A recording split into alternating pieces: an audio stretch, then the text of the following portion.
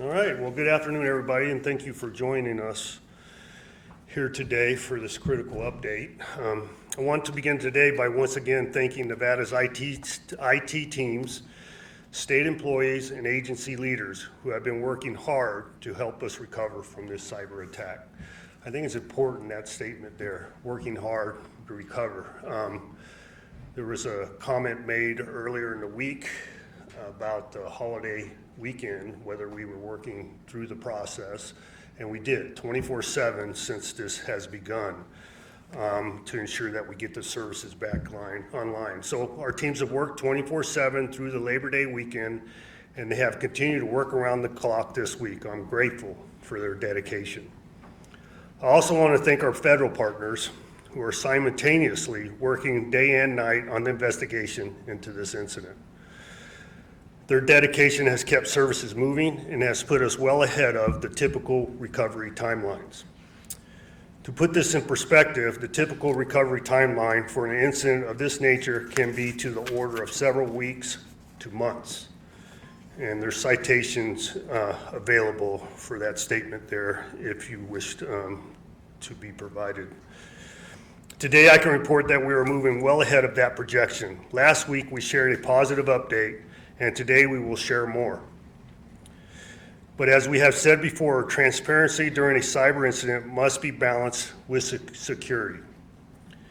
Public updates can sometimes trigger more attacks. For that reason, we are moving forward cautiously, giving Nevadans as much information as possible while continuing to protect our systems. Our focus remains the same, restoring the services that Nevadans rely on every day. With that in mind, I'm pleased to share that key progress has been made. Concerning the DMV, which is very important, a most common question through this process is DMV. Nevadans can once again complete essential services in person, such as registrations and title transfers. And beginning tomorrow, Nevadans can receive their driver's licenses in person too. While some services may still be running slower than usual, operations are back online. Additionally, key health and social service systems have remained available throughout this incident. Programs such as Medicaid and the Public Employees Benefits Program continued processing claims and paying out benefits to providers without interruption. Critical programs like SNAP and TANF were also maintained, and benefits distribution has not been disrupted. We know how essential these services are to our most vulnerable residents, and we made it a priority to keep them running. Nevadans can be confident that health coverage, food assistance, and other benefits, along with payments, have not stopped during the cyber event. Should any Nevadans have questions about their benefits, all Division of Social Services public buildings are open and seeing clients. Furthermore, we continue to update our recovery website twice a day so that Nevadans can access all state information from a central secure source. Every agency has worked to restore key elements of their service, and all agencies have provided contact information for constituents during the recovery period. Each of these steps brings us closer to full restoration. And I want Nevadans to know every decision we make is about putting you first, Nevadans first. As we reported last week, data was exfiltrated during the cyber attack. The investigation into this matter is ongoing and remains a top priority. However, I can provide some reassurances today. To the best of our knowledge, to the best of our knowledge at this time, the data compromised did not include state financial information. No state bank account numbers, treasury funds, or state budget payment systems data appear to have been part of the breach. Our core financial systems remain secure and were not accessed by the attackers. SNAP and TANF client information. Data related to public assistance programs was not among the exfiltrated files. In other words, records of individuals receiving food stamps or welfare benefits were not compromised. Department of Motor Vehicle Records. The breach did not involve DMV databases.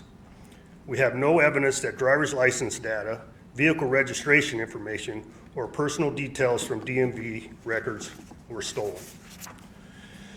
If investigators eventually discover otherwise, we will follow Nevada's strict statutes about personal data breaches by notifying any affected individuals promptly and providing resources to help protect them.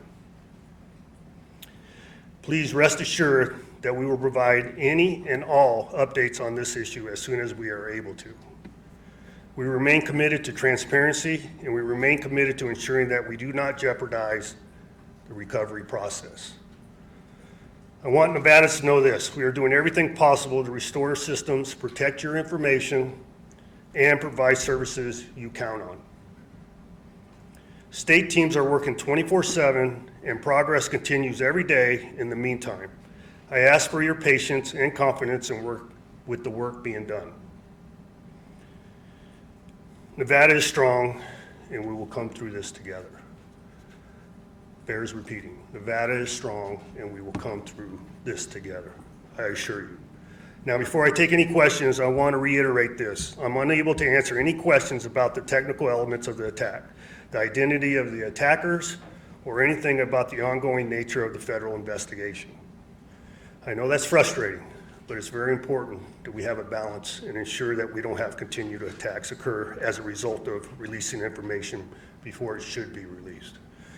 With that said, I'm happy to discuss the state's ongoing recovery efforts, especially as it pertains to restoring services for Nevadans. Thank you. We heard that there were some interruptions to emergency services. While 911 wasn't completely down, it was impaired some, and then Nevada State Police lines were down Sunday, Monday, and some of Tuesday. You had said earlier that there were no interruptions. Do you have new information on that? No, I do not. That's new information you're providing. Governor, can you talk about how you are personally managing this, how often you get updated, what directives you're giving, how closely you're overseeing everything as this unfolds? Well, like I said in the previous press conference, daily by the hour. You know, as we get through in the later stages of this and we get into the recovery process, I would say it would not continue by the hour, as you know, as early as tomorrow, but it'll be several times during the 24-hour period. Right now, it's a lot of due diligence and ensuring that that data that I had mentioned earlier has not been released, and ensure to bring confidence to the constituents here in Nevada that their data, their information, their personal identifier information is safe within the state systems. And I know it's frustrating. I know it's very frustrating. There's individuals, there's examples across the board to where they're unable to get answers. An example of being gun registrations, you know, the ability to sell firearms because the checks go along with it. And I just said, you know, previously NCIC and CGIS was back online, but there's some compartmental different issues when you do Brady checks, nuances in every different department across the board. And that's why I can't give you a 100% answer today on how much has actually been put back online, because there's little compartments and different processes and different departments that may be affected that we have to ensure that they're safe before we provide 100%. Governor, one of the services that you've been discussing is the DMV, and you mentioned driver's licenses you can start getting tomorrow. Why are we seeing some services almost fully back like the DMV, but others still further behind? I believe I just answered that question. It is because there's different departments in each database that the 100% of it isn't back online. We have to systematically go through each one of those databases and query information pieces and ensure they're not affected. As we determine which ones are not affected, then those are presented. So. Governor, do you have like a goal in mind for when you hope all systems and services will be fully recovered? Tomorrow, right? That's my goal. But you know, that's a lofty goal. And I mentioned earlier, Jessica, you know, we normally in these type of incidents, it takes several weeks to including a couple months. I think we've done monumental strides as a result of this investigation in short order. And tomorrow would be the goal, but more realistically, it'd be in the next few days. Governor, last time we had the press conference, you talked about some of the different departments are on silos and some are not. Is there any update on whether the state is looking at adding more departments on the silo system in this recovery process or moving forward? That's an ongoing conversation as we go through this, because there was a wide breadth of the departments affected by this, and can we compartmentalize that even better into the future? Yes, absolutely. Governor, I know Tanya Laney isn't here, but you know, at the last presser, she was talking about how the appointments canceled during the outage, they would be seen for 2 weeks after, and then if more extensions are needed, then they would extend that. Is that only for the services that are currently available, or all the license appointments as well, starting now? That would be the license appointments also. You know, I know there's an inherent fear. People's driver's licenses are due to expire. It may affect their travel and ability to travel.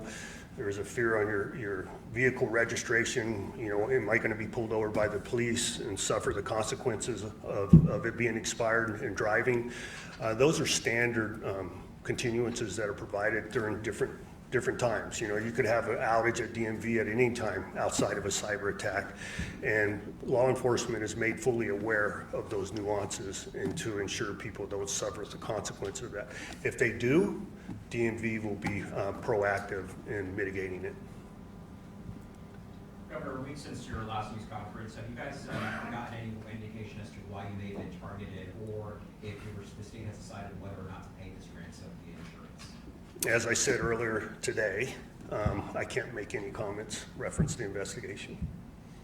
Governor, during the last session, there was a bill to create a central security operations center in the executive branch that would allow local governments and school districts to kind of opt in and share in the state's efforts to prevent cyber attacks. That bill didn't pass. Is there any discussion about bringing that back, possibly in a special session later this year? There hasn't been any discussion reference a special session in bringing it back there, but absolutely an attempt will be made again in the next regular session. Yes, sir. Governor Kyle Payne, KLAS Television. Given the severity and extent of the attack and your answers to our questions about your personal response and your response to the public and the media and your reaction to those questions at last week's press conference, and given that we've only heard from you twice in that time, how do you think this attack will impact your chances for re-election? Good question. I don't think it'll have any effect. How come? Because I think the people in Nevada have confidence in my ability to address a crisis. And I think I've done it very well. I know you won't release details now about the technical aspects in terms of what any demands are, or who's behind it, or their motivation, but at what point would you, if there was a ransom, would you tell it publicly that there was one, that you weren't paying it, or you were paying it, or what does it look like in terms of the release of such information? Because I think people are worried that by saying you will release information because it's part of the investigation might never end, and we might never find answers. Well, we will be transparent on that aspect once the time comes. I would not by no means say, no, we're not going to ever provide you any information on that, but when the time comes, we will. Governor, I know you said we don't really have an exact timeline on full restoration of services, but is it something that could be a few weeks? And is there like a priority list of what's next in the restoration, what you're targeting next that hasn't been restored yet? Well, we prioritize on a regular basis, and if you go to the presented website that we provide, that we update twice a day, it shows those priorities. And you could tell by the systems that are coming online, that is synonymous to the priorities. So now we are addressing the original triage departments. You know, let's use an arbitrary amount of a dozen. The specific systems that we weren't able to bring back in totality. So we're processing through that, and one of them in particular is DMV. You know, it's very frustrating for a lot of people because they're affected by DMV on a regular basis. But in that original triage was what is people going to suffer financially, personal information, and/or services that the state provides on a daily basis. And we've addressed those particular ones in due order. But there are some little nuances and little separate databases and software functionality that we have to continue to address. Governor, do you want a message to those who have possibly lost wages or lost customers or money, who have been impacted by the cyber attack? Could you quantify that or qualify that? I seen, there was like a few car insurance places and dealerships who have lost money and say that the DMV being closed has really affected their businesses. So do you have a message for them? I would have to push back on that connotation because it would not affect their business because of the ability to get a waiver for your registration. Governor, what is taking so long? What's the biggest hurdle for your team to overcome for services to be fully A restored? lot of data has to be evaluated. As you can imagine, the history of the state system, right? That's a lot of data migration to build it out on other servers and other systems and then ensure it's not compromised. That takes a lot of person hours and a lot of labor associated with that. Governor, As you can imagine, everything everybody does on a daily basis has some kind of IT system associated with it. So it takes a long time to evaluate that. And an example would be the KTNV project. The Smart 21 previous to that, which encompasses all the services that the state provides in payments, tax collections, and salaries and everything else across the board, how long that has been taking to migrate the systems, the old antiquated systems into the new modern day systems. That has taken several years. This process has taken 10 days. And so I think we've done monumental work in that space. Governor, do you have an estimate? This will be the last question. Go ahead. Do you have an estimate for how much this is costing the state financially as far as the length of time that the systems have been down, employees need to be paid? No, we don't have a totality of that. That'll be a running spreadsheet. But to bring you some confidence, we have insurance for this type of incident. And so there's a premium cost at the beginning of that. And we anticipate the insurance company will be cooperative in dealing with those costs. Thank you, everybody. Appreciate your time.